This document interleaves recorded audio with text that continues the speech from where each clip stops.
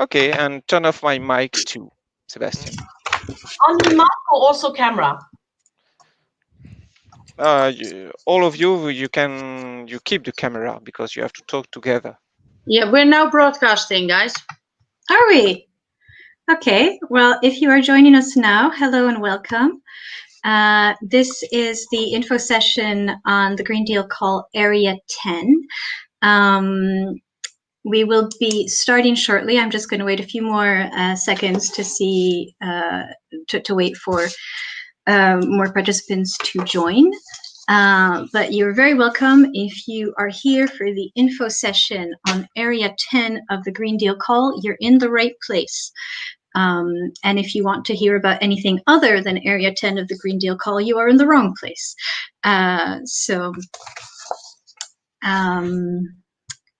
Right. Welcome, welcome. I will just wait 20 more seconds and then we will kick off. I just wanted to check if you feel that you might be having any issues with your connection to this webinar. The browser that we recommend that works best is Chrome. So if you feel you're having any issues, then try to switch to using Chrome. In fact, I'll put that in the chat, but otherwise you should be fine. I'm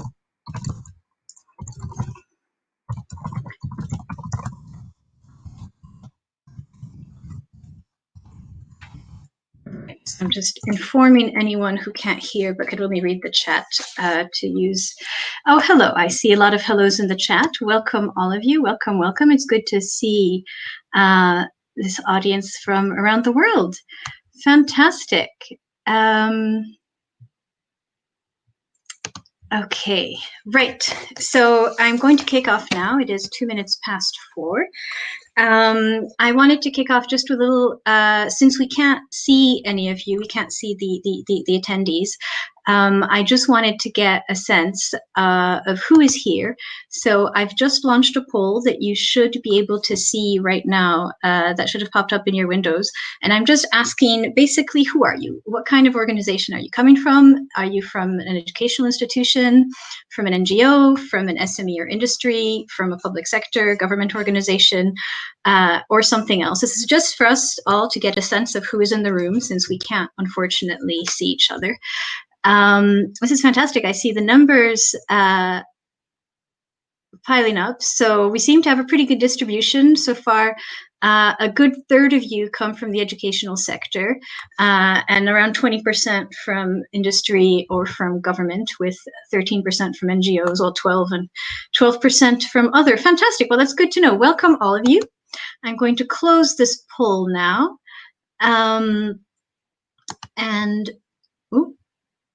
And then what I want to know now is, since now I know where you're from, I want to ask you, why are you here? Are you here because hopefully you have, if you have questions, they are on Green Deal Call Area 10. Once again, this is the info session for Area 10, empowering citizens. So do you have questions? Are you looking for project partners, or are you just here, to keep your ears open and find out more?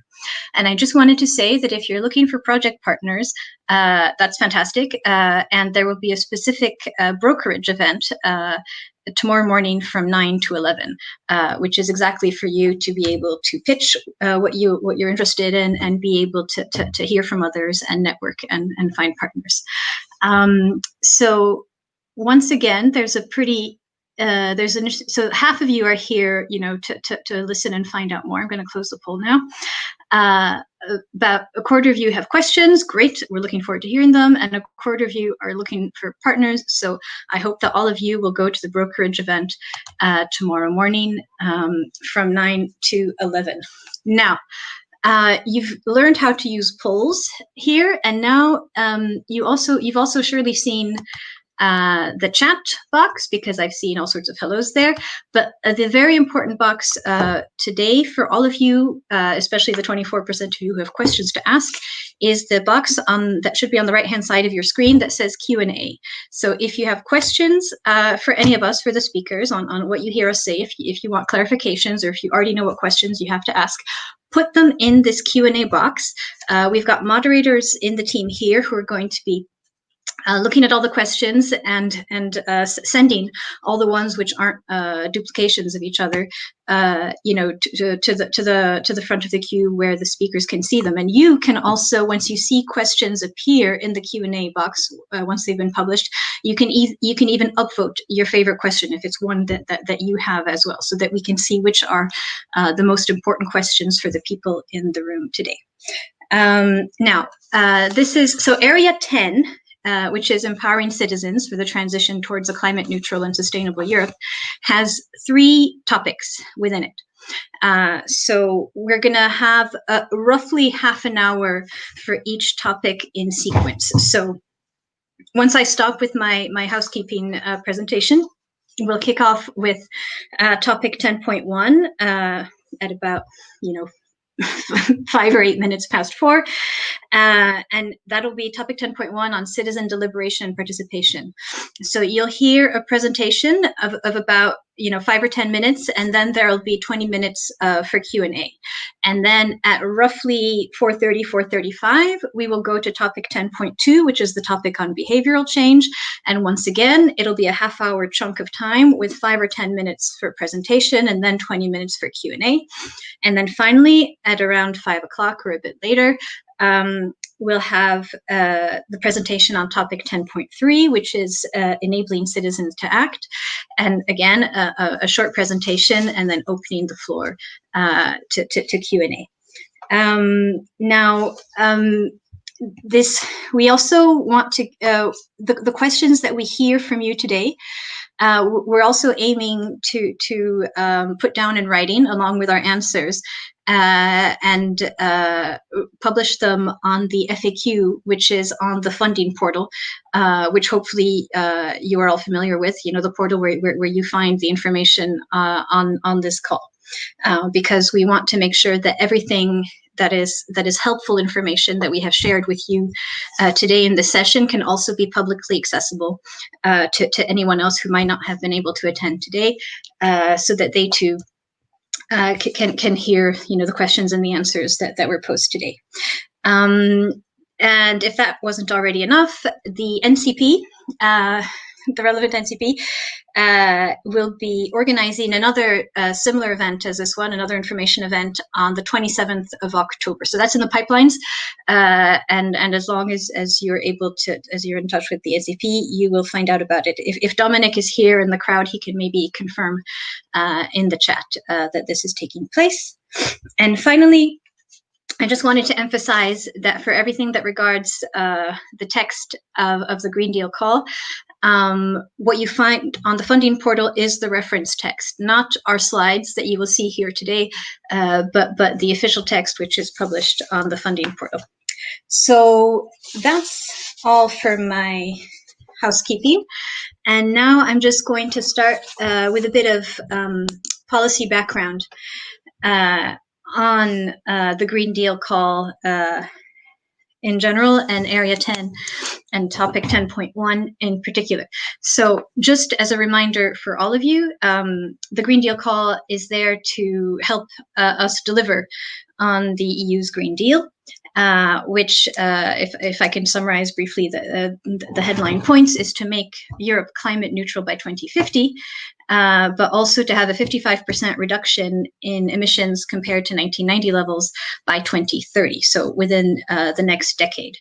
There are 8 policy areas for the EU Green Deal, and you will see if you've looked at the entire Green Deal call that this is fully reproduced in the 8 policy topics of the Green Deal call, which are biodiversity, mobility, pollution, sustainable industry, sustainable agriculture, buildings, energy, farm to fork. And in addition, there are 2 cross-cutting topics. And this is pertinent here because indeed Area 10 is one of the cross-cutting topics. So this topic is cuts across all the 8 work streams, the 8 policy areas that I just mentioned. So this is one of is an extra special topic, in that it's really encompasses the whole of the Green Deal, with its particular focus on empowering citizens across the board. So in this call, we really want to encourage experimentation and social innovation. And another special thing about this call is that projects are expected to produce results quickly. As I just said, within the next decade, we have our first deadline of reducing emissions. That is pretty short in terms of the usual impact of research projects. So what we want you to do, we expect the projects that you propose, the projects that are approved, to produce the results quickly, to show how R&I can provide, really concrete solutions for the European Green Deal. Now, in terms of policy background, there's a couple other EU policies that you should probably be aware of, because they're connected to the Green Deal and indeed to citizen empowerment in the Green Deal. And that's the Horizon Europe missions, which you should know. They were presented yesterday by the mission boards, formerly to the Commission. We had independent boards set up for 5 missions, and they presented what they think the EU should strive for in these 5 areas. And 4 of them are very much linked to the Green Deal and to climate change. Particularly, so there's one mission which is to have 100 climate neutral cities by 2030 by and for citizens.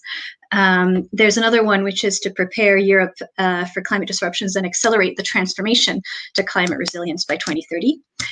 There's yet another mission which is about healthy soils, to have 75% of healthy soils by 2030, and also to restore our oceans and waters.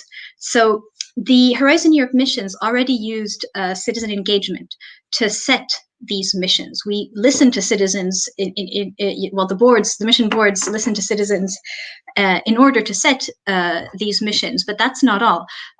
They want to continue engaging with citizens as of now, as of the time when the missions are finalized, selected by the Commission at the end of this year, for the implementation stage of these missions. And this is something which could very well, is something that you should keep in mind as the policy background when you're proposing projects on empowering citizens for the European Green Deal, that the missions are ongoing, that implementation is something that the missions intend to continue doing with citizens. So projects that you propose could be coherent with this goal. There's also the Climate Pact, which was announced by Commission President von der Leyen in July last year, when she presented her guidelines for the Commission for 2019 to 2024. And she said she wanted a climate pact to bring together regions, local communities, civil society, industry, and schools together so that they can design and commit to a set of pledges to bring about a change in behavior, which will be a key part of a just transition for all, a just climate transition. And this climate pact will build on existing activities, but also trigger and embrace new ones, offering opportunities for co-creation and collaboration. So this is also part of the policy background in which this area under the Green Deal call, empowering citizens, was made. So the Commission really wants to be coherent in all the actions that we undertake that support our main policy aims. So, I just thought it was important for you to know that this is the background, and that your projects, could very well fit in to these policy aims and these policy actions. Now, so with me to speak about topic 10.1, capacities for citizen deliberation and participation. Cyril, unfortunately, could not be with us today, but I have my colleagues, Margot and Jorge, who are here to answer any of your questions on implementation. And I am here to present and answer any questions that you might have on the policy aspects of this topic. So, as I said, we want this transition to be just and inclusive. And for me, and I assume for all of the people in this session right now, that means that it has to happen with citizen participation, which is why this is a topic under the Green Deal call. And in terms of implementation, what we're asking for is co-creation activities and events.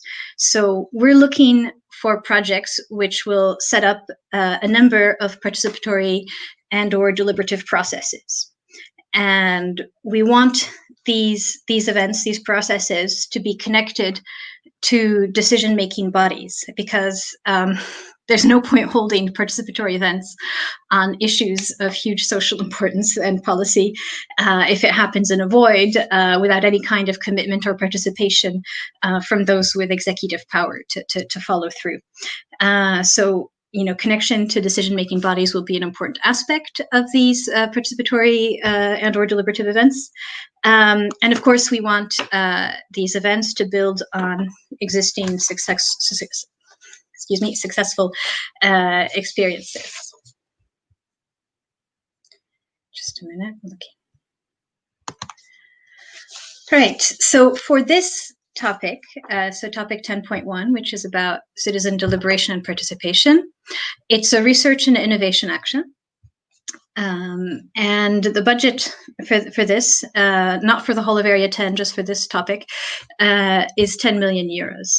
And since we want to allocate between 3 and 5 million euros per project, that means that we're looking to fund 2 or 3 projects that meet our goals under topic 10.1.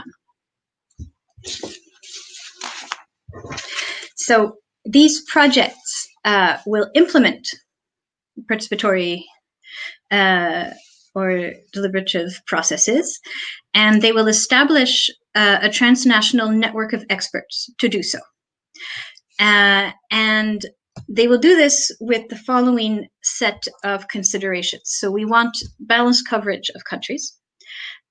We want inclusion of vulnerable groups, including gender considerations and gender balance. And we want the specific topics used in these processes to be co-decided along with the relevant EC services in charge of implementing the European Green Deal, to ensure that the projects that we support are indeed coherent and support the aims of the European Green Deal.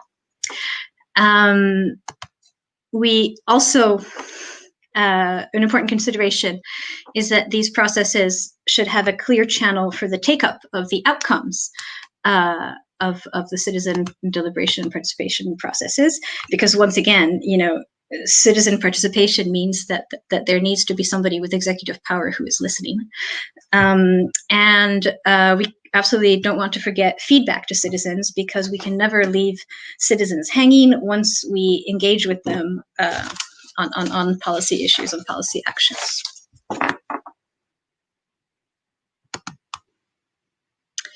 So,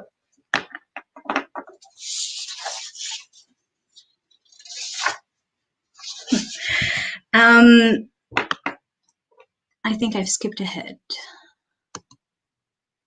Yeah. We want you to be coherent with existing best practices, also with other projects, notably under this area, and be coherent in your methodology. We also want to learn from your projects, so please, at the end, provide results and recommendations for us all to learn from. And we also want you to set up an advisory board. And I would like to point out that this advisory board could be the same board across all topics in Area 10. It's up to you to make that kind of proposal. So, in expected impacts, I mean, this is, again, the text that you can find on the portal. So we want identification of solutions, done with citizens in a participatory manner. We want these projects to enhance citizens' feeling of ownership and engagement. We want to involve citizens in the implementation of the European Green Deal and Horizon Europe missions. We want these to foster trust, stronger trust among citizens in policy and in science. And we want a commitment from a broad spectrum of social groups across Europe. And for these projects to contribute to one or more of the Sustainable Development Goals. So I haven't really been keeping an eye on the time, but I think I've done okay. And now I'm just going to see what questions are waiting for me in the Q&A section.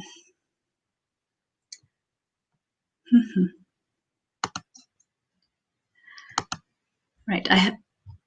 If the people who've been keeping an eye on the Q&A, I'm sorry, I don't see any questions. So, Lyndon, if you could help me out with it. Questions, if you want, I can read some. Yes, please. That would be super helpful. I mean, the main questions that came several times were about are the handouts of today available afterwards? Okay. That came a lot, okay. And then there are more specific questions. So Judith said, how much should a project under this area focus on research? That's one. Then another question from Judith again is about, is an NGO able to lead a partnership under this area? Then there are more specific questions about, so 10.2, so maybe I do that later. Okay. Yeah. Yeah. So on 10.1. Well, I'll tackle those three now if you want. Okay. I'll start with how much should projects focus on research. I'm going to repeat what I said earlier.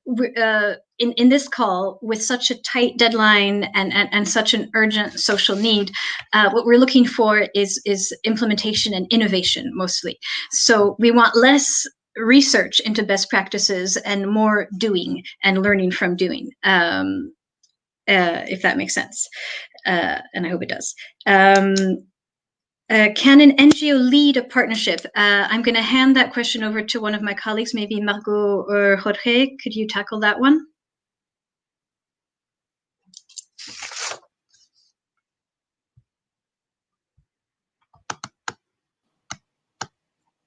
Hi, do you hear me?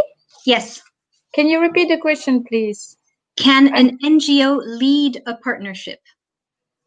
There is no restriction in terms of size or type of institution. What the experts are going to look at is the capacity of this partner to coordinate a big project. So, of course, we are not going to say no, but operational capacity of this partner, the available resources, the human resources to coordinate this project will be taken into account in the evaluation of the project. Okay. That's clear for me. I hope that's clear to everyone else. And finally, you asked whether the slides would be available afterwards. And again, I want to say that you should refer to the text of the call on the funding portal. There's nothing in these slides that isn't in the text of the call, and we want to emphasize that we want everybody to have equal access to what is publicly available. So that's what's on the funding portal. Okay, other questions for you, Nora, about deliberation, which is a term that arises in the call. So there are two questions that are a bit related, so I put them together. The first question from Emmanuel was about what's the difference for you between deliberation and participation? That's the first question. And the second one from Pim, which is a bit related, I will read it out. Does it imply that in a proposal, the applicants should keep the subject broad and only decide on making the subject more specific after the approval of the grant in collaboration with the EC? Right. Great. Thank you for both those questions. So on what's the difference between deliberation and participation? They are part of the same family. So all of you, I'm sure, because you're in this session, you know, have knowledge and experience of participatory processes. So citizen participation can be, you know, you've all seen things like participatory budgeting. You know, even a well-made poll can be participation. But we want to go further than this. So deliberation is a much more specific type of citizen participation into policy making and to policy action. So deliberation is when a group of, in this case, citizens, is first of all given access to expert information. So through documents, through experts in the room. And then participatory methods are used to help these citizens deliberate with each other so that they can hear and learn from each other and also share their own you know, knowledge and positions and help others understand why somebody like them feels the way they do, in order to arrive at a set of usually policy recommendations.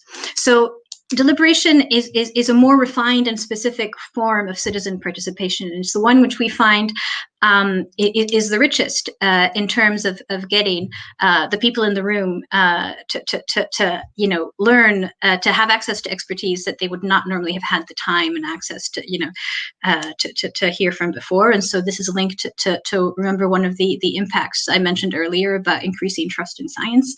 That could perhaps be done through the information and the scientific expertise which is delivered to citizens before such a deliberation. I've lost my thread of thought. So deliberation, yeah. So access to information, ability to hear from other points of view and understand and be understood, and then you know, time and capacity to reach a common set of recommendations. So it's not that they are two different things. It's more that deliberation is one aspect of the participation family. It's one of the tools. And then there was a question which was about this question of co-decision with the relevant EC services about the specific topics to be used in your participatory processes. So does this mean that you should keep the subject broad?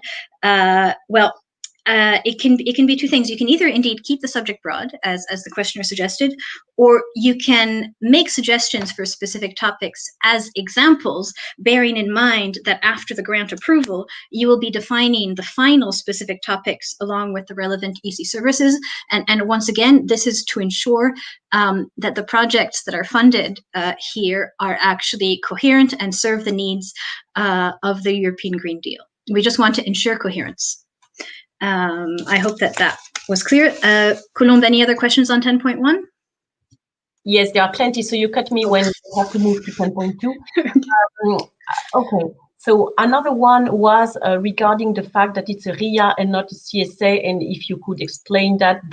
So that's a question from Christina. Does not sound like a typical RIA. Why have you decided to make it a RIA rather than a CSA? Okay. That's a standalone. Then, yes, okay, a question from Angelica.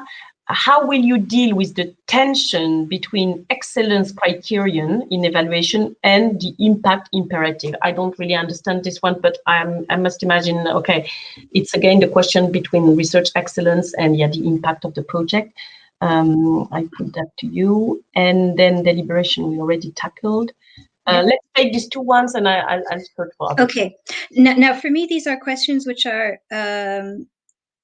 so since our evaluation experts, once again, are Marco and Jorge, could I pass the question to you? The question is how to deal with the tension between the excellence criteria and the expected impact.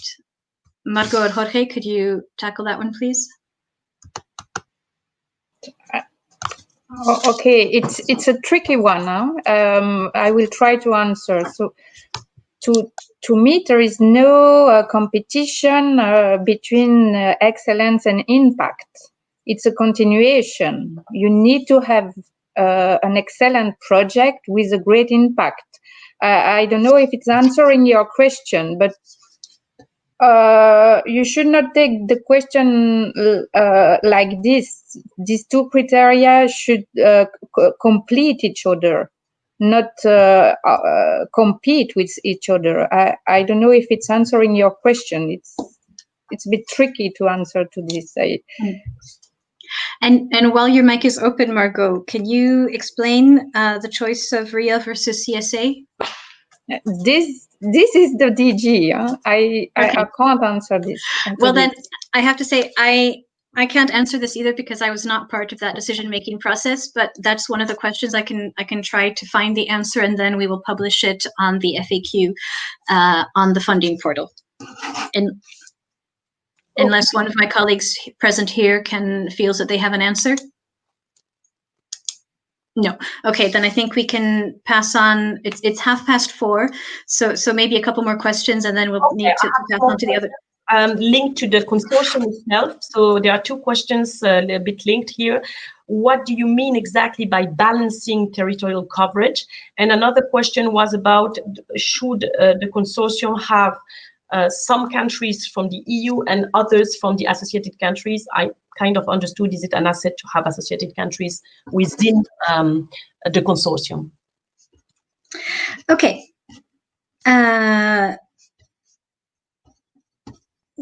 So what do we mean by balanced territorial coverage? I want you in your proposals to defend the coverage that you're proposing. And is it an asset to have associated countries in terms, I guess you mean in terms of evaluation? And there again, since our evaluation experts are Jorge and Margot, I will ask them. Margot, Jorge, is it an asset to have associated countries in the consortium? Again, here it depends on the proposal. I cannot say yes or no. So experts, we are going to look at the quality of the proposal, and if there is a sense to have a consortium with associate countries, it will be taken into account. It will be an asset. Okay. If experts are not stupid, if they see that it's done only to have a wider coverage of countries without explanation or sense, without any added value on this, it has no sense to do it. But taking into account the scope of the topic, I would go on the direction of having a wider consortium. But again, it depends a lot on what will be your proposal, how your proposal will look like. Okay, great. So that concludes the sections on 10.1. And now I will hand over to Rika for the presentation of the second topic on behavior change. Rika? Thank you very much, Nora. So my first question, do you hear me? Yes, we can hear you very well. And second question, is my PowerPoint here somewhere? Yes. I've just selected it, so it's there. So, thank you very much. So I come from the sister unit of Nora, which is called Fair Societies and Cultural Heritage. And with me in the background, I hope I have not Harald Hartung because he's in hospital today, but Marita Kayamandius, who is the deputy head of unit. But since I cannot see it, I'm not quite sure. But anyway, what I will try to do is to walk you through the topic of behavioral change quickly, maybe 10-15 minutes, and then as far as I can answer questions that you may have. No, and it's difficult to start because Nora did such an excellent job in explaining the policy background. But in case someone just connected now, just take one little step back, and we can say that the goal of this entire call is to kickstart the transformation of societies, which is needed in order to tackle climate change. This is what all this 1 billion euros is trying to achieve now. So actually, it is about societal transformation, and that means it is really about behavioral change. So what we are talking about here on our subject 10 is, you could say, it's actually at the core of all these issues, no? So if I move on to the specific challenge of the topic 10.2, you will see here and also further on some similarities to Nora's presentation, which is perhaps not so strange. The background, as I said, is that we do need a substantial behavioral change in order to achieve the European Green Deal, actually in all the different areas of the European Green Deal. No? We need changes in societal practices, in the behavior of individuals, in the behavior of communities, in public organizations and private organizations. But we cannot achieve this just in any way. We cannot do it top-down. We cannot force it. We have to do it in an inclusive and just way. And this is something which has been mentioned many times. Nora, you mentioned it also. Yesterday, Frans Timmermans, the general of the Green Deal mission, sorry, I'm not using the right word, but the executive vice president for the Green Deal, he said that this mission will fail if we cannot prove that we will leave no one behind doing it. Which and this is, I think, this is the core of the challenge we are in front of here. So as it's expressed in this specific challenge, we say that to address these issues, we need research and experimentation on behavioral, social, cultural changes across Europe. We need it to be founded on transdisciplinary expertise and strong ethical and methodological standards, which is perhaps not strange. We need it to be accompanied with comparative research, which enables us to do a continuous monitoring and learning in the process. So the projects here are not supposed to operate in a vacuum. They are supposed to be aware of the environment, of its own progress, and adapt to this. And connected to this, the projects are supposed to foresee robust impact evaluation methods.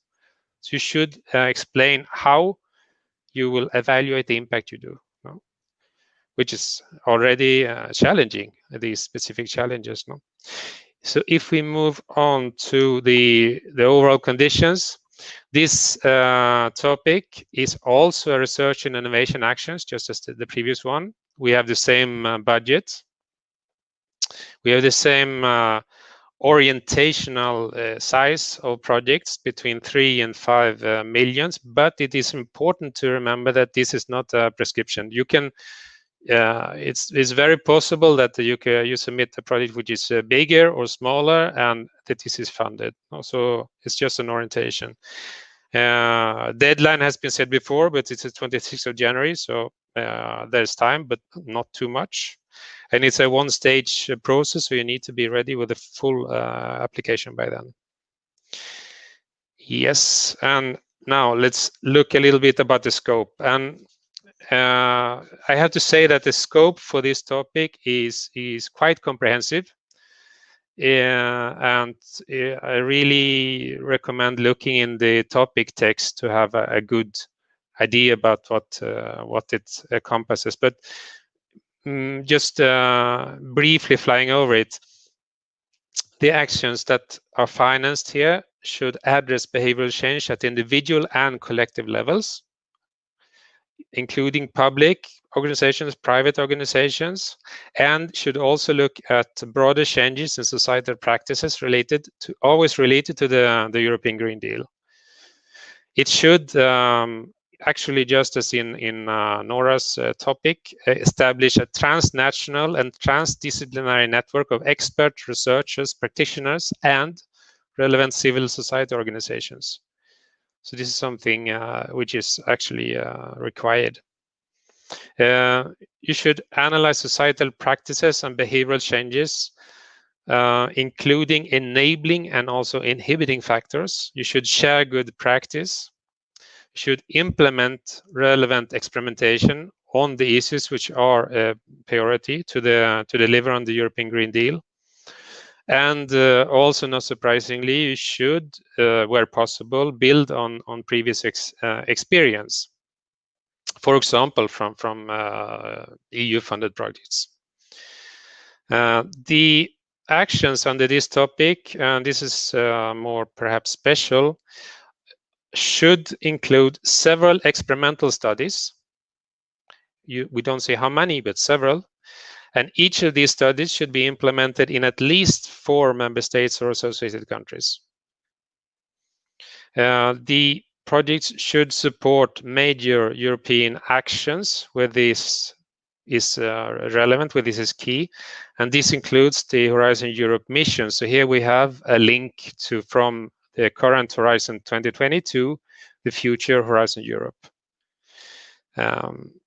We are also expecting a balanced overall coverage of EU member states and associated countries, which is also similar to the previous topic.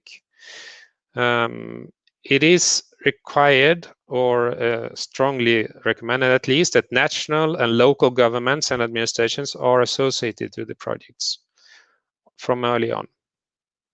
And we should also build on initiatives coming from citizen groups, notably from younger citizens.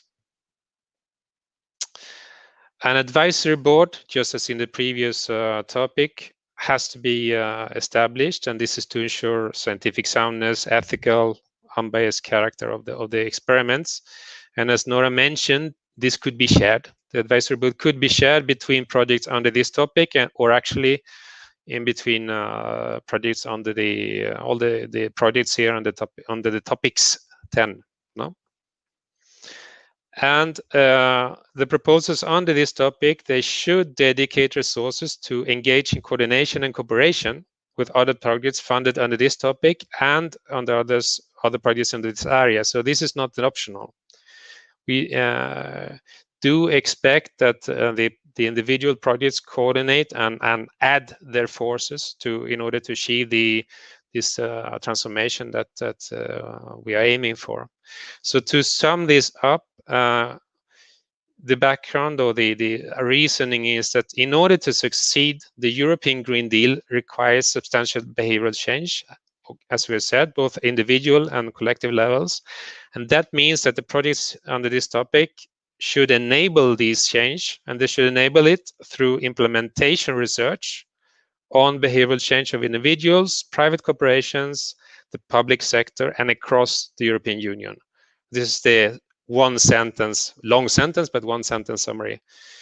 And this is, if I'm anticipating one of the questions that has appeared here, what about balance between research and impact? Maybe we have a clue to the answer here, because we're talking about implementation research. So research into how actions can be implemented in a way that we want, that leaves no one behind, but achieves the transformation that we have to achieve. This was very short about scope. And let's have a look at the expected impacts. Expected impacts include seven things which are listed here. So one, we expect structurally enhanced research and innovation capacities in the area of behavioral change. We also expect more effective and inclusive actions on the social and behavioral aspects of the European Green Deal by achieving a more nuanced, more, let's say, in-depth view of mindsets, incentive structures, social behavioral change mechanisms in our European societies, which can, of course, vary quite drastically across cultures, across population groups, and across, if you talk about individuals or organizations. And this understanding should include enabling and also inhibiting factors. We are expecting a behavioral change and long-term commitment, trust, social acceptance, and buy-in from people, from communities, from organizations. We are also expecting an improved management of the uncertainty which comes from climate change, because climate change creates a lot of uncertainty, and one of the impacts we expect to have is an improved management of these uncertainties. No? We also expect greater societal resilience against climate change and in general for environmental crisis. We do also expect, of course, maybe it's repetition, but change behavior in the end at both individual and collective levels. And in the longer term, we actually expect systemic change. We expect impacts on the political level, on economic structures, on culture and society in a way that contributes to the sustainable development goals and to the European Green Deal. So also quite ambitious. And that was my intent to walk through this topic. So thank you very much for bearing with me, and let's see if there's any or some questions that I can try to answer. There are plenty of questions for you. The first one, I think you partially answered, but let me put it through because it came several times about the advisory board. I think there were questions about who in the advisory board, but also how does it work that it could become across the 3 topics, 10.1, 10.2, 10.3. If you could say something about that. And then there was another, I would couple them, questions about the content of the actions that could be financed. How is the European Commission open to more innovative, let's say, like activities, like artistic ones, or innovative ways of managing projects, like using crowdfunding? How open is the Commission about that? I will stop here. I have more.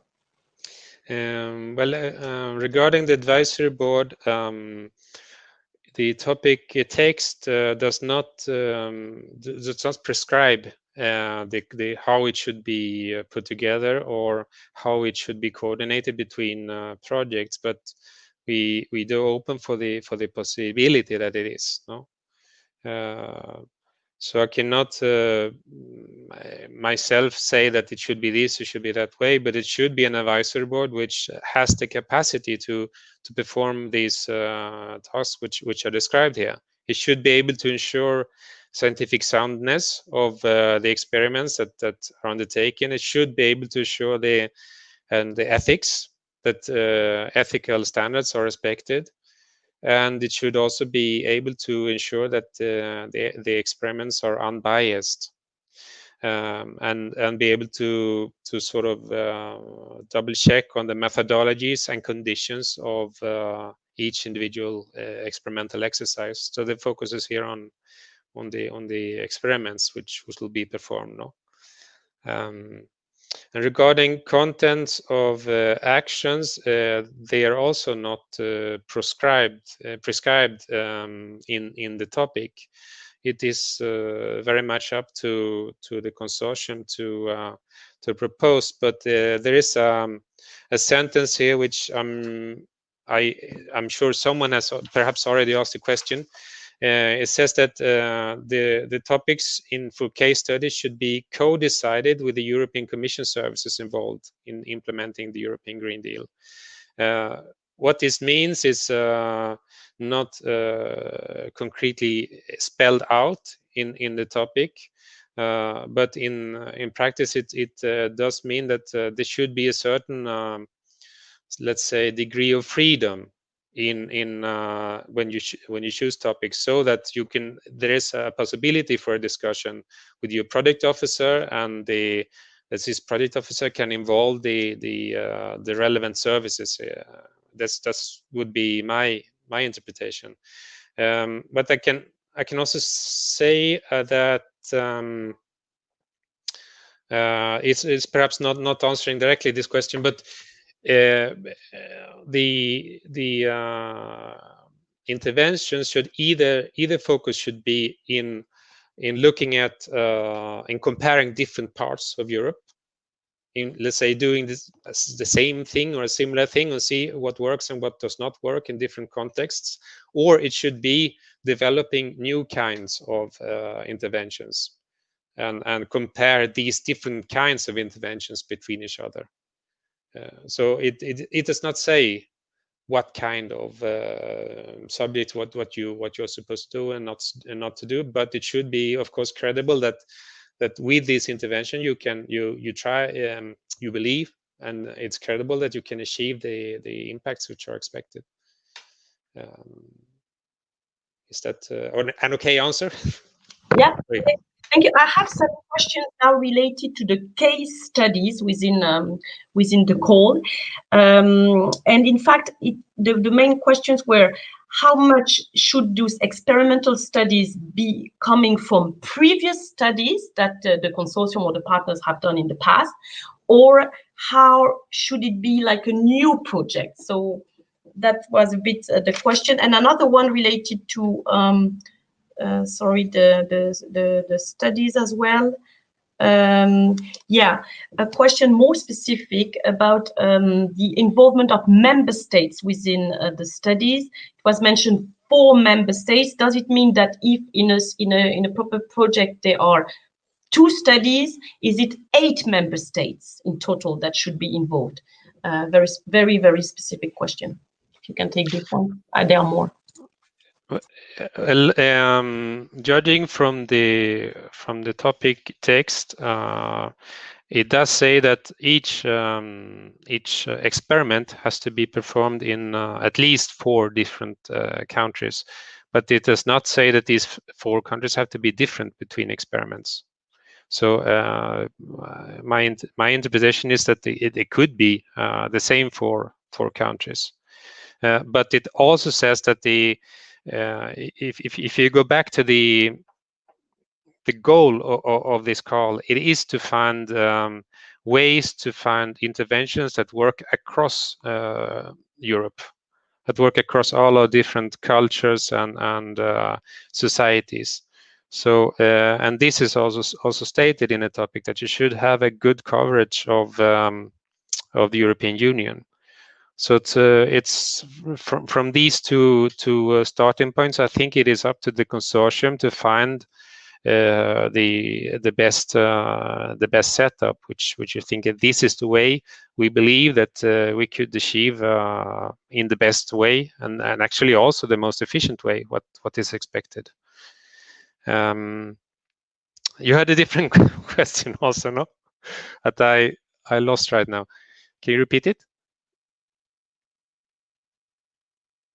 Hello? Sorry, I was muted. Yes, and the other question was about these experimental studies coming from previous studies. How much is important to have previous studies involved, and how much is important to have new projects, new studies on board? If I understood well the question. I mean, actually, what the topic text says is that you should not repeat what has already been done. You should, and it's perhaps a good thing if you build on the experience which has already been gained and develop it further, rather than to repeat something which has already been tried and evaluated and where you already have results. But it does not say that it is better to invent something completely new, or that it's better to use interventions which have maybe been tried in a smaller scale and now should be scaled up. But this said, if you go back to Nora's introduction, at the end, what we want to achieve is a relatively short-term impact. So the value of the different experiments should be seen from this perspective. What do we believe can have an impact? And if the consortium considers that we need to try something new because this we believe is the right answer and it hasn't been tried before, then you should do it.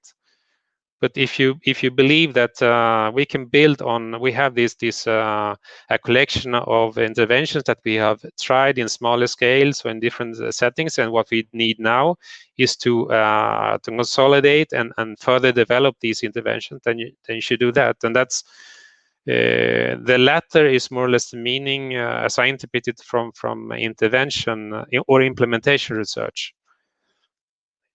Typically, when you talk about implementation research, your starting points are interventions which have already been proven effective in a small scale. But then the question is, how do you achieve these interventions to be taken up across all the systems and societies where they have to be taken up? Okay, if I have maybe 3 more questions, Nora, I have time for that? Yeah. So the one question about vulnerable groups, how pivotal it is for the research. They are totally independent, and the 3 questions. The second one is on one formulation within the call itself, which says structurally enhanced RNI capacities. And the question is, what does it mean exactly? And the third one is on the impact. And so here I combine 2 questions. The first one saying that it's difficult to assess climate change compared to other kind of activities. So how to do that properly. And I combine that to something about metrics here, and where someone asks, do we use MORI indicators, or do we also are inclined to use new metrics, new indicators to assess the impact? Okay, 3 good questions. If I begin with the last one, in the call text, what you are required to is to develop robust indicators. But there is actually an express suggestion that you may use the MORI indicators, but you're not forced to. You're not forced to use. If you think other indicators are better for some reason, you can use others. If you would like to enhance the MORI indicators, you could also do so. But as far as I interpret the topic text, you could use the MORI indicators, but you have to make sure that they are reliable to measure the impact that you're trying to measure. And to jump to the first question about vulnerable groups, they are expressly, or it is expressly mentioned in the topic text that vulnerable people, marginalized groups, minorities, different age groups, the older generation, the younger generation, people with higher skills, lower skills, or different skills, urban, peri-urban, rural areas should all be considered. So I would say that they are not whether nor they have to be included. It has to be inclusive, so it has to encompass all our depending on how you choose to split the population. You have to encompass all of it, no? But you're not forced to put a special emphasis on a certain group of people. Nevertheless, one of the key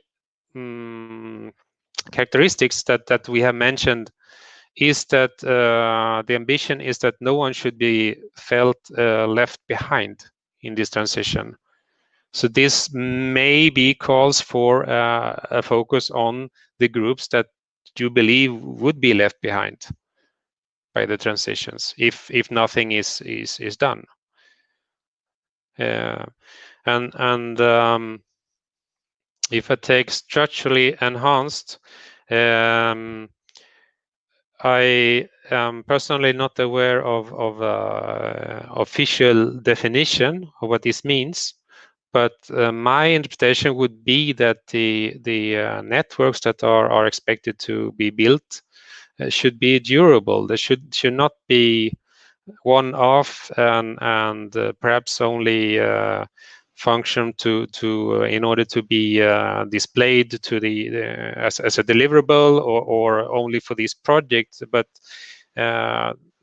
you should hopefully achieve an impact which has a longer life that endures more than the individual projects or this call, because we need these kind of capacities.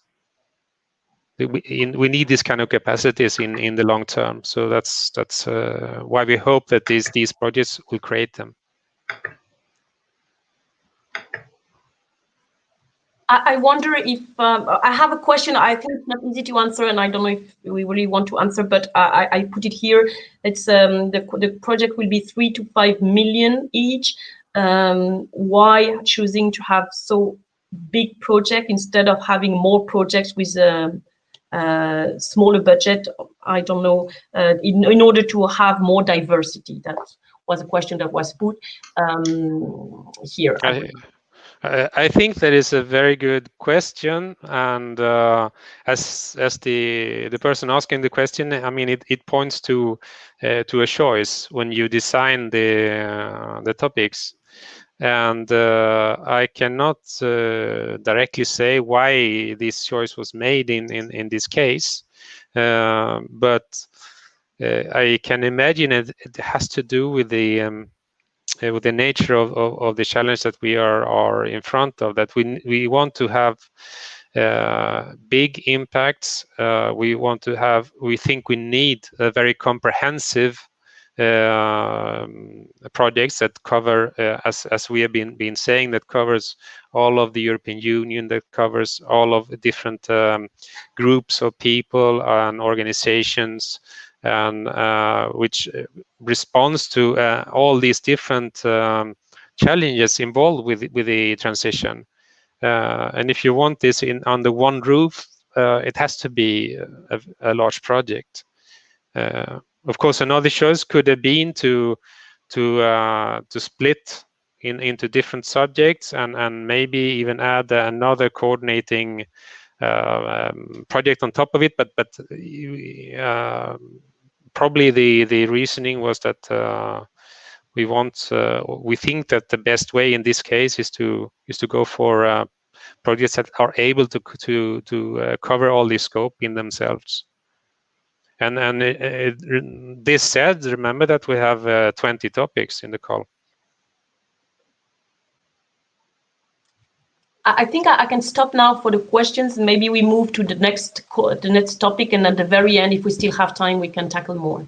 Yeah. Thank you. And I also just wanted to make a reminder that if you have questions, do put them in the Q&A, under the Q&A button, and not in the chat. The chat is more where people are presenting themselves, but if you have questions for the speakers, do please click the Q&A button on your screen to ask your question. Thank you.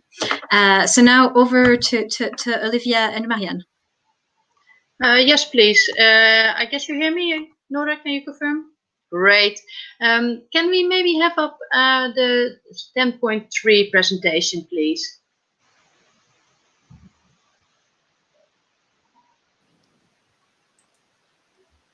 So thank you so much. I know that Nora introduced us at the beginning, but my name is Marianne van Meerlo. I'm a policy officer at RTD at the Research and Innovation DG on Healthy Planet, and I do this presentation together with my colleague Olivia Lebunch.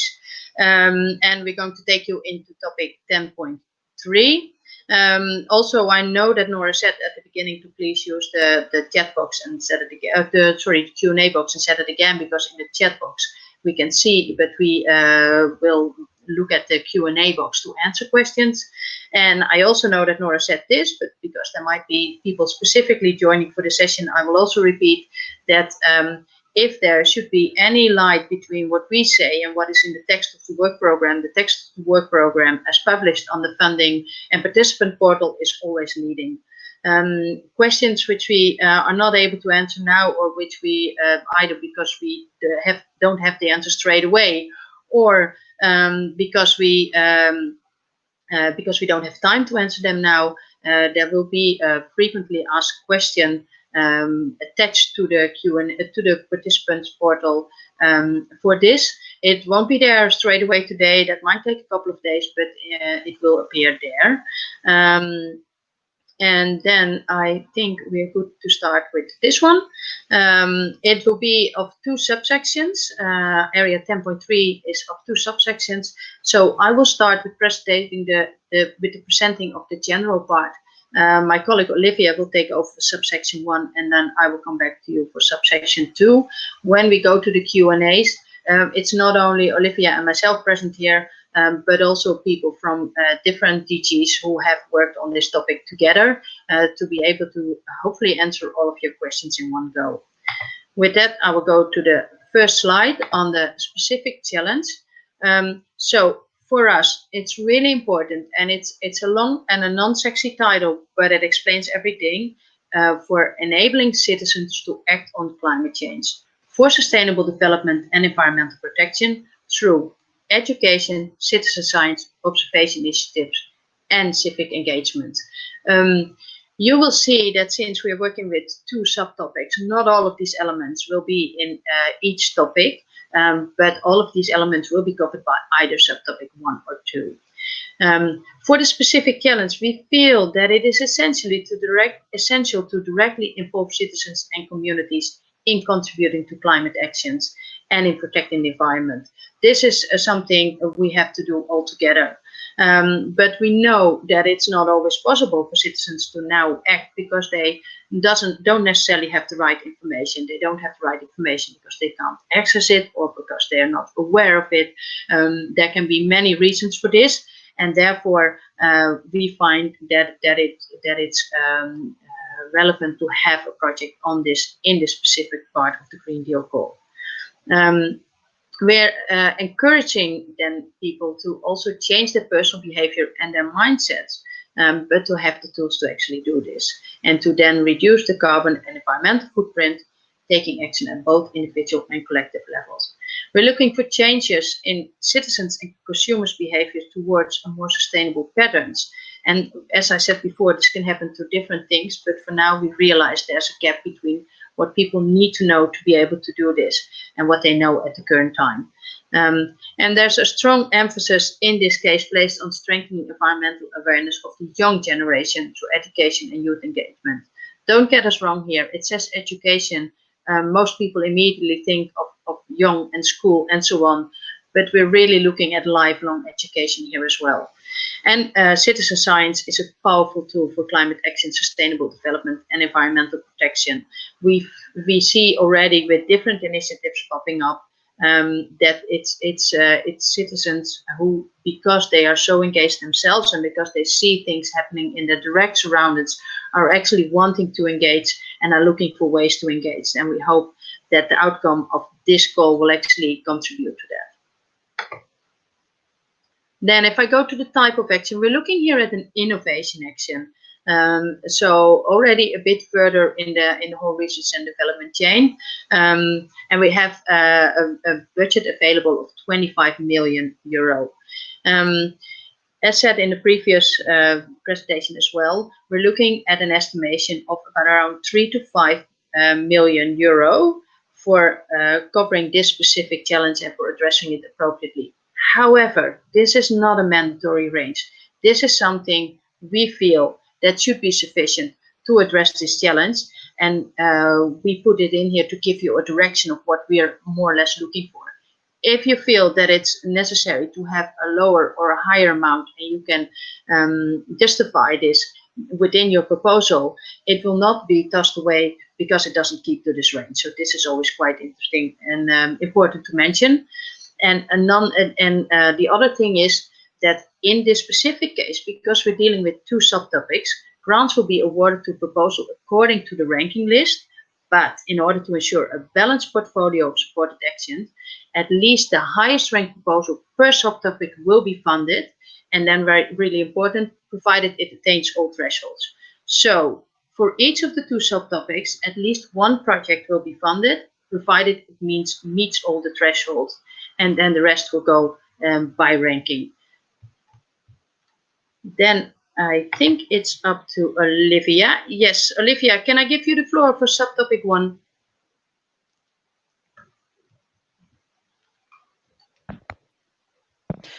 Thank you, Marianne. Can you hear me? Yes, we can hear you. Good afternoon. I'm Olivia Lobouche. I work in Unit C3 in DG Research on climate and planetary boundaries. I will present the topic, the subtopic 1, which was prepared in collaboration with DG EAC on the educational aspects. Before I will mention again that only the text of the call as published on the participants portal is the reference for the applicants, and we encourage you to follow the text. So this topic is about enabling citizens to act on climate change and for sustainable development through education. It targets the need for a European competence framework to help and develop and assess knowledge, skills, and attitudes on climate change and sustainable development as recommended in the European Green Deal communication. The objective is to activate education and training, along with research and innovation, to contribute to the goal of climate neutrality by 2050 in Europe, and to answer with concrete actions to the current climate and ecosystem crisis. This will happen with the direct involvement of citizens and resilient communities, and through behavioral changes. To do this, we need a reference tool in Europe for schools and training institutions to educate not only young people, but all generations to climate action and sustainable development. Regarding the scope of this subtopic, we are speaking about creating a multidisciplinary European competence framework based on the best available practices and research, and on the Council recommendation on key competencies for lifelong learning. The framework will cover different disciplines, natural science, technology, mathematics, social, personal, entrepreneurial, citizenship, and digital competencies, for example. It will be essential to ensure the participation of scientists with the contribution of non-academic practitioners. It will be also important to test this framework on demonstration sites in schools, training institutions, and universities in particular. Educational activities will be developed based on this competence framework, and we are also insisting on the need to share the educational outcomes of the projects and to have a balanced geographical representation of the demonstration sites. Concretely, what are the outputs that are expected in this subtopic? We expect the beneficiaries to help building a multidisciplinary European competence framework. So this framework will be a reference tool for the member states and all education and lifelong learning actors. The framework should be built on the existing practices, the best research projects, initiatives, networks, and we expect the proposals to build on and upscale the relevant initiatives and even to join existing networks. In the call text, you will see different examples of relevant projects. We can speak about current pilot study on nature-based solutions and education under Horizon 2020. There is a European SchoolNet network of ministries of education in Europe. The Scientics projects, which gather best practices in science teaching and learning. It can also be the Plastic Pirate Initiative developed in European schools, Erasmus Plus projects for networking schools, the European Network of Blue Schools, for example. So this another important element is that this framework will be developed in a holistic approach in co-creation. We need to connect education actors to scientists, innovators, practitioners.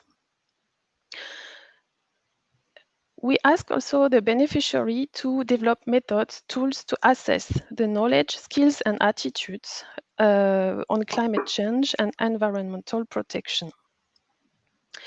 Specific educational programs will be built based on this framework, and teaching materials like school curricula, trainings, networking activities.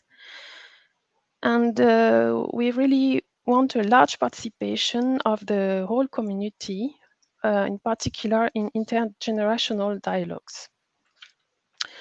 The enhanced engagement of the wider community will be possible through the use of diverse tools, communication activities, the use of digital media, by undertaking consultations, testing, by involving all relevant networks and even municipalities, the private sector, and also, for example, cultural and artistic institutions.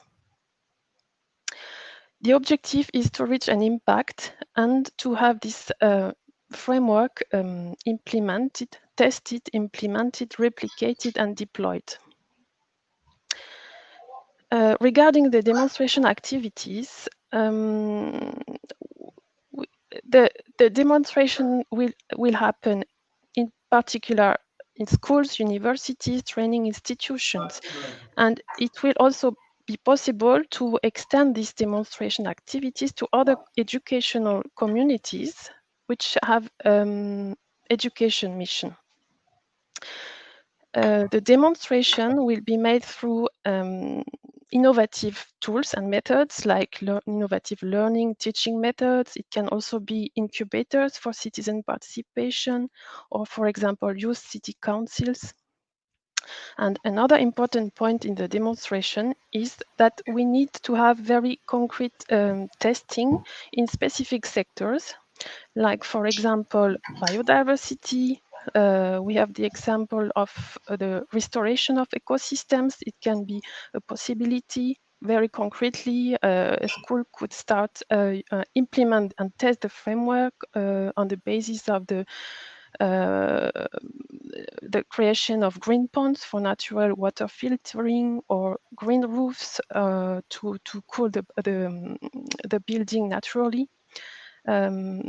The project of refurbishment of building, for example, in a school building by a municipality, can be also a good test case to develop educational aspects on this concrete project. Finally, we expect from the beneficiaries to have a consolidated contribution, to bring a consolidated contribution, and to have a strong coordination between their activities and between the projects, because the final objective will be, thanks to all their contributions, to build this European competence framework. Thank you for your attention. Marianne? Yes, I will take over again. You have the expected impact still, Olivia. Did you? Sorry? Did you look into the expected impacts already? Yeah, okay, good. Yes. Great. Then, sorry, I will go one slide back. It goes a bit too quickly now. There we go. The scope of subtopic 2, that is what I will be talking about. So, the scope of subtopic 2 is really looking into citizen engagement and citizen observation as well, citizen science as well. And this doesn't basically fall out of the blue sky. This is because in the current Horizon 2020 program, but also in the framework, in the 7th framework program, we've done a lot of actions already on having citizen science more in the forefront and having citizens to how we can get the best value out of them, also into to be developed. And basically, we found that there's so much interesting things going on that what we had is worth to build up on, and that we want to explore this further. And that is why within this Green Deal call, we feel that it's really important to have a specifically citizens observatory and citizen science related topic. So this second subtopic actually focuses on enabling, and I will read out the title for the part which is interesting here, enabling citizens to act on climate change, and for them to have engagement and for them to work on these observation initiatives. And if you then look at the scope, it's about raising awareness and engaging and empowering citizens and also consumers, because they're not necessarily always the same part of society, and to have them also be empowered with concrete tools to monitor their impacts on their environment. People want to know what their impacts on their environment are, but they don't always or always able to know. And this is something which we find is fundamental to this specific topic. Also, the collection of information by citizens through observing, through other ways of collecting information, enabling them again to be able to change their behavior to reduce their personal carbon and environmental footprint, both as a user and as a consumer. These are fundamental elements within this subtopic. So the action should include the development and or improvement of devices. It's not only about raising awareness, it's not only about changing behaviors, but it's definitely also about the development and or the improvement of devices in this particular part of it. And this could, for instance, include low-cost sensors in wearables and consumers app. And one of them, we're particularly looking for a consumer app with a robust carbon footprint calculation. The project should be conducted on a broad scale, in cooperation with existing initiatives and organizations to ensure a broad outreach. We have seen also through knowledge we gained in previous projects that whenever it's building on an existing initiative, or whenever it's collaborating with an existing organizations in citizen outreach or in citizen observatories, then this actually ensures a broader outreach and it's more easy to achieve. So this is why this is part of the scope here. And taking into account the interoperability and exchange of future and existing data collected. We know that when we ask for integration of data sets, because we know that will deliver more information, where actually the sum of 1 + 1 is more than 2, we also know that an issue here is always the interoperability, the exchange of this. This is particularly the case when working with, let's say, non-data experts, and we can't expect for citizens to be data experts at the same time. So therefore, this aspect is actually quite important. Then if we go to the expected impacts. So what expected impacts? We're looking at the development or strengthening of citizen science initiatives. Again, here, as said before, when building on already existing science initiatives, it might go quicker. But if we are looking at a specific, or if you in your project want to look at a specific element where there is no existing citizen science initiative, it could also be the development of citizen science initiatives. And to engage citizens in the active collection of environmental and socioeconomic data through either new or improved devices, and do that on an individual basis. In the case of the devices, the provision of personalized information to citizens and consumers about their environmental impact, and this is the reasoning behind this is to have them be able to look at their information and see how they, by knowing what is going on, change their behavior. In this case, I always try to make the relation to, for instance, having solar panels on your rooftop. We know from people who have done that they're not only more aware of what they're doing, but they immediately change their behavior because they see the results. When you have the information which allows you to know how you're doing now, that also can entice you to actually do better or do more. So this is behind this part of it. And then we're also looking for an expected impact to lead to a better monitoring of the environment. Because of the ability and the possibility to use better tools and to collect more data, we hope to lead to a better monitoring system. And this is especially the case for the so-called in situ data, so the data collected on the ground, because this is very intensive. And with having many citizens with low-cost census actually doing things here, that can lead to a lot of extra really valuable data, which can be then used for different purposes after the project even. In the project, yes, but also after. So fundamental to this, and that is also why this is, of course, this part in Area 10 of the Green Deal goal, is this behavioral change processes on the part of the citizens, consumers, also communities, towards a more sustainable pattern in reducing their carbon and environmental footprint, in changing their consumer behaviors and in the lifestyle choices they make to achieve the goals of this climate neutral and sustainable Europe. I think that is it for me. Yes, indeed. Then I think we can go to the questions.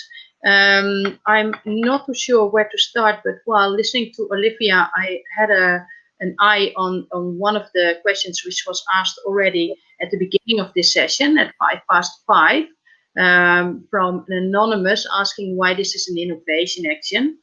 Because in subtopic 1, the framework needs to be tested and validated, and in subtopic 2, devices shall be developed and improved, or are there other reasons? Well, actually, the reasons you named here, Mr. or Mrs. Anonymous, is indeed one of the fundamental parts of why this is looking into an innovation action, because we feel that, for instance, for the devices, there's a lot of material around, if you want, but we still are not at the point where this can be easily used by citizens for the large part. So this is where we see, where we encourage to look at what is already there, but then to build on top of them to actually get to the next level, and then the innovation action is the correct instrument for this. Olivia, I don't know if you want to add to this on subtopic 1, or if I should take the next question. Yes, thank you, Marianne. To complement your answer on the choice of this instrument, in subtopic 1, we consider that the objective of the activities will be not only to develop this framework, to be able to assess the competencies, skills, attitudes, but also to implement them, to test them, and to demonstrate them in real conditions on site. So the demonstration part is very important in this subtopic. Thank you for that, Olivia. I see that the next question from Athanasios is actually directed to subtopic 2, so I will look into that one. So subtopic 2. If I can help, Marianne, I have maybe 3 questions on definitions, so that I group them. Shall I first answer this question, Colombe, and then take yours? Shall I do that? Yeah. Thank you so much. Yeah, thank you for helping me on that. I will answer this one, and then very happy to take the ones you've grouped. Thank you for helping.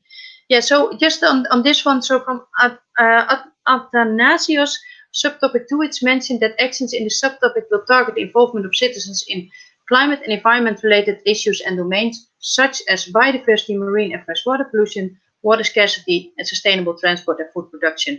And then the question is, and that's why I wanted to take this one, because I know we have this question more often, whether the proposals cover all of this, should cover all of these topics, or can focus on only one of them, e.g. sustainable transport. So, because it says such as, you don't have to go into all of these domains. It's to give you a direction of the kind of domains we're looking into. If you have a brilliant proposal which is only targeting one, but it fulfills the requirements we have in the scope and in the expected impacts, we don't ask you to target all of them.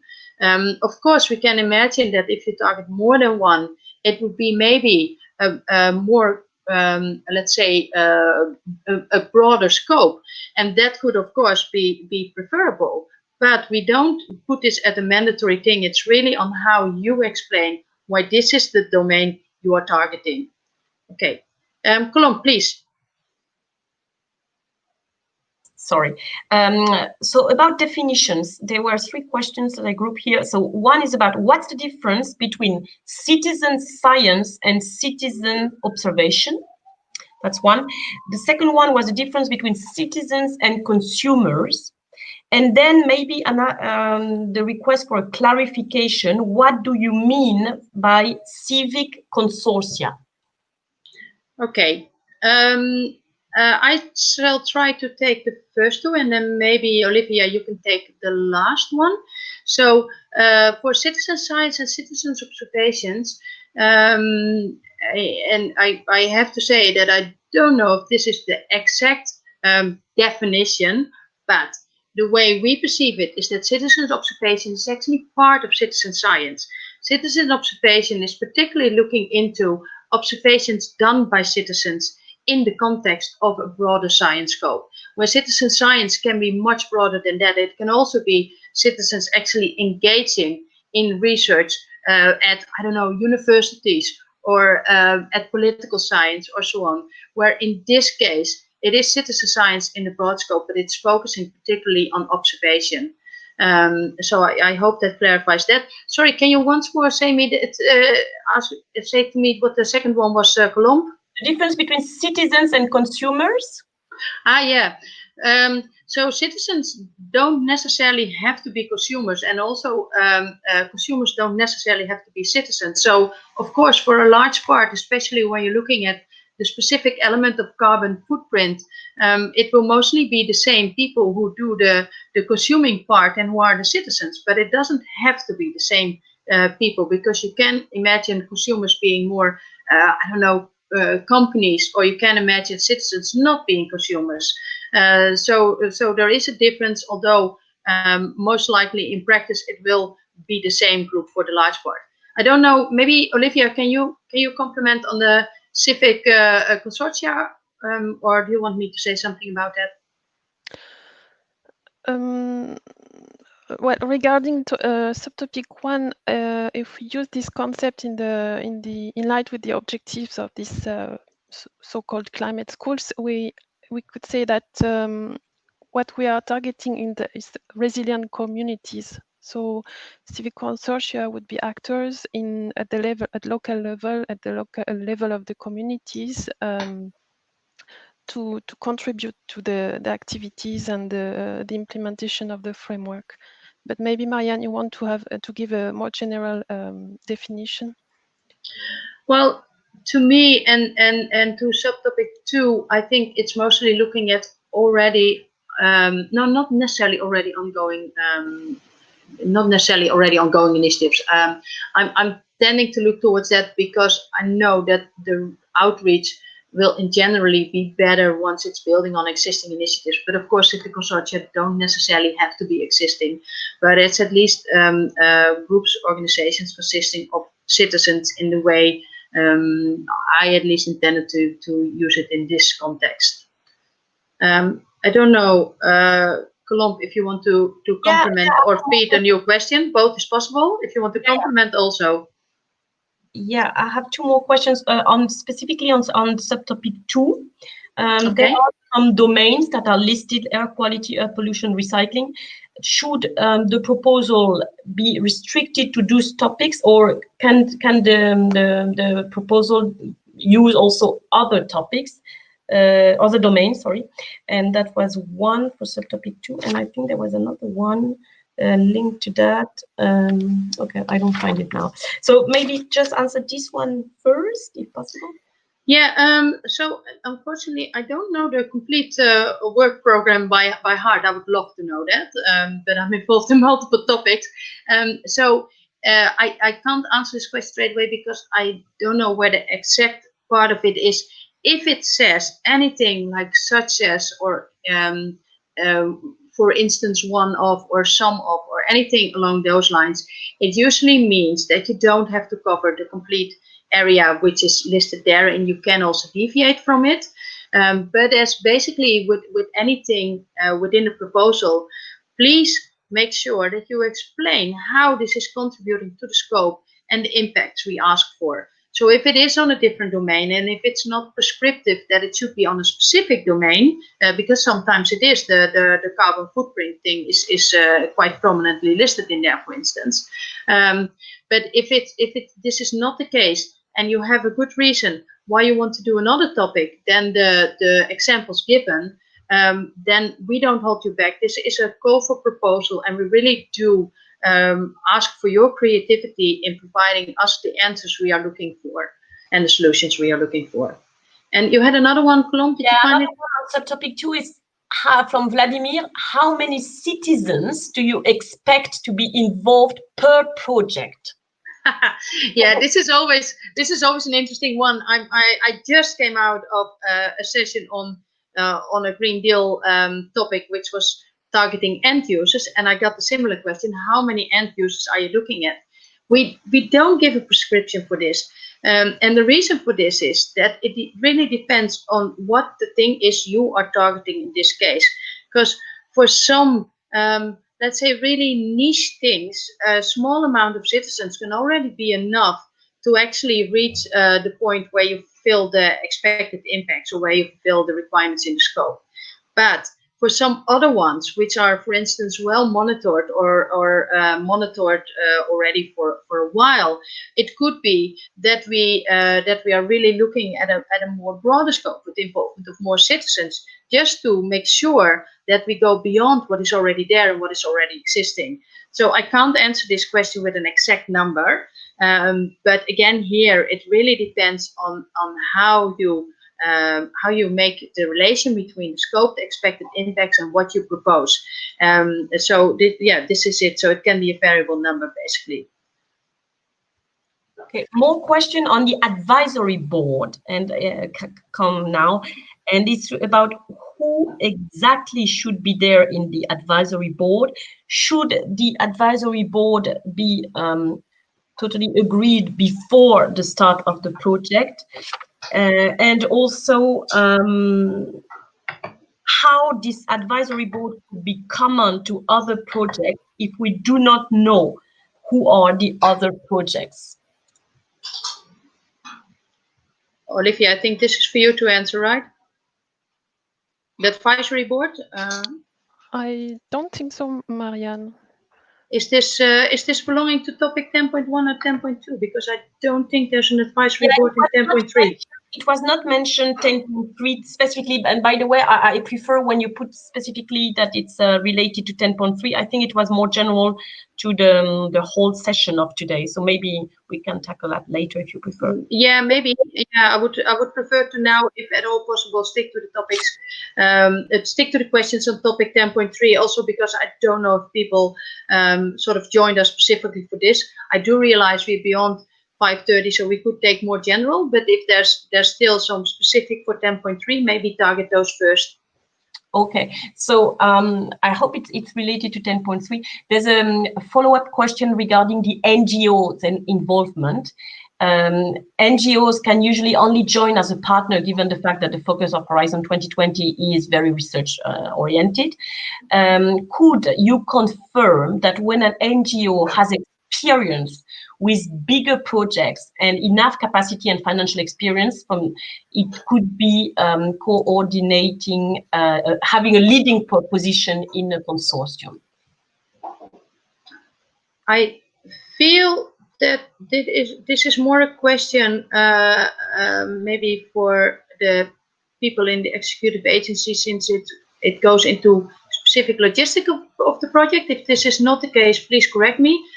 For me, this should be part of the general Horizon 2020 rules on what is acceptable and not. So on the basis of topic 10.3, I can't give a specific answer on that. I don't know if any of the colleagues can help me out here who are more aware of these rules. I take it, Marjan. So I already answered to this question. So there is no restriction in the H2020 work program, but it's true that since it's research oriented, it's very often big research institutions which are going to lead and coordinate a project.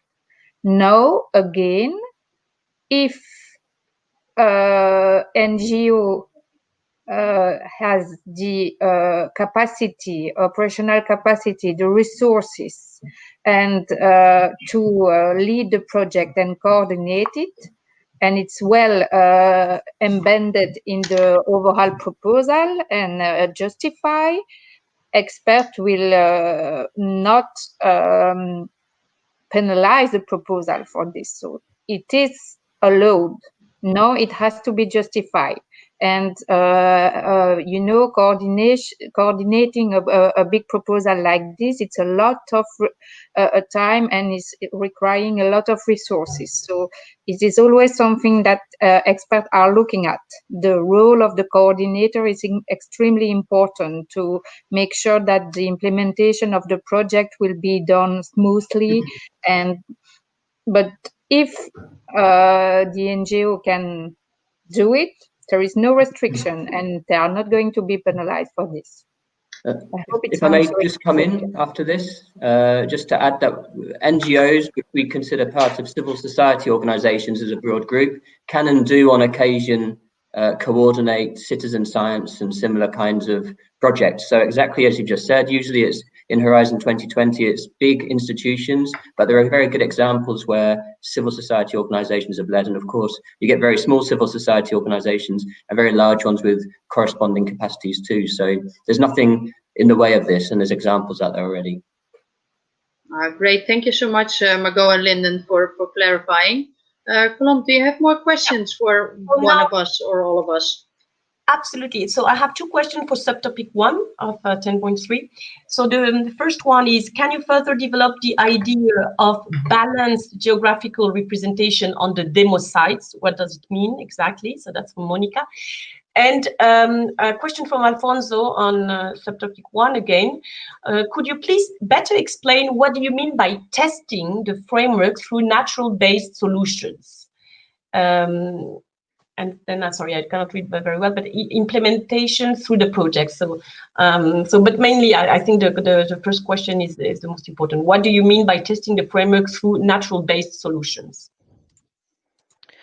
Thank you, Colombe. So, regarding the geographical balance, as mentioned, the core of these core activities in this subtopic will be to help developing this competence framework and to test it, to be able to assess the competencies, the components of the framework, and to deploy it on real concrete demonstration sites.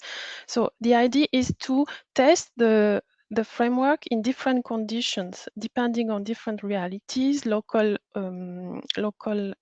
priorities, needs, and we would like to be able to have a theoretical framework that has been already tested in different communities, in different contexts. And this is also the reason why we encourage to test it in different sectors like biodiversity or also ocean literacy. And to be able to have a good overview of different possibilities, it will be important to develop, to test it in different countries, in different regions in Europe, which present different challenges. And regarding, yes, what is it exactly to test? The framework in the particular sector of nature-based solutions, I invite you to look. We are currently a project running under Horizon 2020, and the idea is to take this theoretical set of knowledge, skills, attitudes, and to confront them with the reality. How do we make sure that the citizens, the public, school children will be able to integrate them, to understand and to change their behavior, and be able also to share messages and to have an impact on the communities. So for example, if you have the project in a school to develop, I don't know, filtering of water with natural solutions, this will be like a dialogue between the theoretical framework and how is it when we test it on the floor ground with the public, and what are the interactions. And what are the results on the behaviors and the mindsets, for example. I hope it replies. Yes. So I have regarding what you said about schools, I had a question from Barbara. Could also primary schools be involved as partners or in the testing phase? Yes, yes, yeah. It's all educational institutions will be partners as long as they have education missions and expertise, and they are able to develop these educational aspects. And even I saw a question on non-formal education. Yes, on non-formal education actors are also welcome in the consortia. Not clear. And then another question about can demonstration activities be remote? Yes, I saw this question. Well, in the current context, I think that many activities will be remote, but I need to check with my colleague here in DGAC, and we'll reply also to the many other questions in the Q&A. I would say as long as we reach the objective of the call to validate, to test the framework, the form is free, and we leave a lot of space and freedom to the partners to present methods and tools. Okay, I think a question that is important to tackle here is, can a proposal combine elements of both subtopics? I think you should answer that one. Marianne, it's for both of us. Yeah, I'm just unmuting my mic. No, indeed, it's for both of us. In principle, we're looking for either one on subtopic 1 or subtopic 2. Yeah, I don't know, Colomb, if you or Erwin wants to add anything. If you wish, Marianne, I can come in. So indeed, we expect a proposal either for subtopic 1 or for subtopic 2. So as you've seen, the specific scope is different. Also, the expected impacts are different. So you reply to either subtopic 1 or subtopic 2, not a combined proposal for the two. If you will submit your proposal, you have to select for which subtopic anyway you are submitting. So it will not be possible. And it is written, if I may add, it is explicitly written in the call text. Yeah, but I think it's important to say it here. It arrives. Then maybe more general questions on 10.3 from Evelyn. Would a citizen science project on air quality measurements and personal exposure fit this call? So very specific one. And another one for subtopic 2. Do you see development of pilots related just to one area, for example, personal carbon and environmental footprint, or applied to more topics like marine water, etc.? Shall I take this, Olivia? Yeah. In this case, I'm going to provide you with the same answer as I already did when the question on the different domains came. As long as it fits the scope and as long as it's targeting the expected impacts, we don't give any further prescription on this, because the whole idea of this topic is that we actually want your creativity to be reflected in this. And that's why we choose to not make it too prescriptive, to make sure that we leave the maximum, let's say, room for space for you to go into the topics you are interested in or you're experienced in. But again, as long as they feed the scope and the expected impacts. I know it's not a cut and clear answer, but it is the answer to this question anyway. I think I took both at the same time, didn't I, Colomb? Or did I miss out an element? Oh, yeah, no, that's good. I think now it's a bit more complex to really, because I think the questions are rather general now, rather than really specific to 10.3, or just raise. I mean, in the Q&A if I really forgot one, but I don't think so. I see here a question that I want to ask. Maybe it's for the executive agency to answer. Do individuals count as partners or legal entities? Example, when there are 2 or more academics from a university. I think it's maybe for Jorge or for Margot to answer that one. And also another one for Jorge or Margot. How will UK partners be? It's a difficult one. How will UK partners be treated in this call?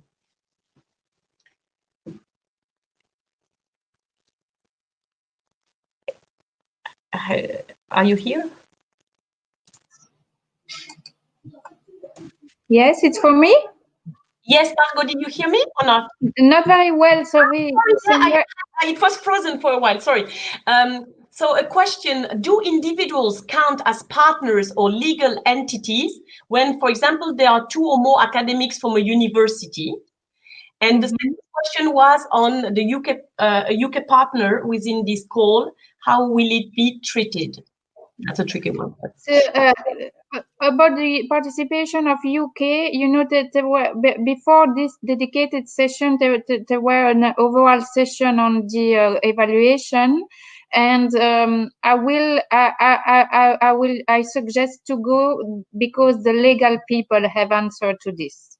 There is a legal agreement between, as you know, between the EU and the UK for the time being, and it's as you know, things are changing even week after week. So I really feel better to send this to our legal people, and there were already submitted answer on this by the legal team. Okay. Other question? The first one was, can an individual be in a consortium like this? If I understood well the question. I don't think so. No. Okay. You cannot participate as an individual. You need a legal entity, and this is you need to be part of the institution. So you can come with your institution and be the only one working on the project, but you cannot come on your own like this. No. I have also, just to clarify, because I've seen a question regarding the funding rates for innovation action, so I can just answer to this. So everything is detailed in the general annexes. So it's something that I also would like to bring in this room.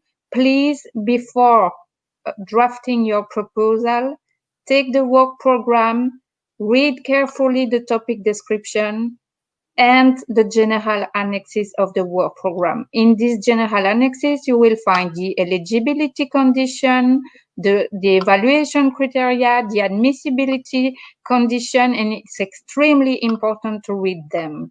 You will also have a link to the proposal template. It differs between, it's the same for research and innovation action and innovation action, but it's not the same for the CSA. So you need to have a look, and in the work program under your topic, there are also some specificities which are required only for your topic. This said, for usual innovation action, the funding rate is 70% for profit organization versus 100% for non-profit organization. Okay. And for research and innovation action, the funding rate is 100%. The funding rate, yes, it's 100%. The same for the CSA. Okay, a few more questions now, rather on citizens' involvement from Luana. How could citizens group be included in the project if they are not institutionalized as legal entities? Don't know who wants to take that one.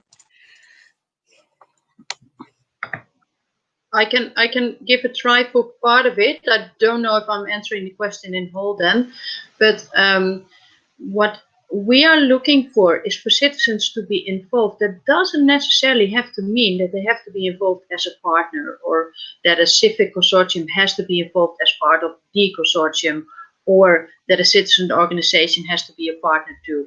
So for us, it's important that it's made clear, and I'm guessing that that would be the same for 10.1 and 10.2.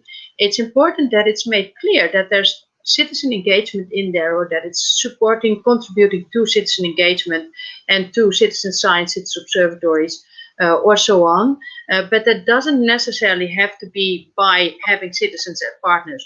Of course, if this is possible within the legal framework, this is much welcomed, but it's not a fundamental part of it. I don't know if one of the colleagues want to comment to this. So I would have said the same as you, and again, it's the same as the question of individual. If you need to be validated by the European Commission, we need your legal entity, so you need to be part of a kind of institution to be involved. But as citizen in this kind of project, you can participate, you can be integrated via the participation of a partner. I would go like this to build a proposal. Otherwise, we send money to people, to consortiums. So we need to have some recognized institution. We cannot fund individuals.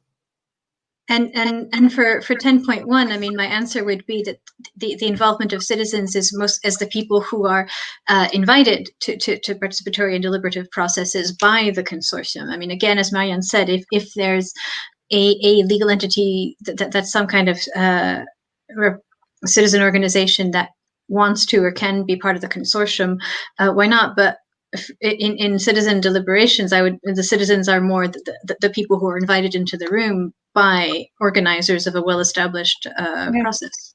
They are part of the research. It's them that. Yeah.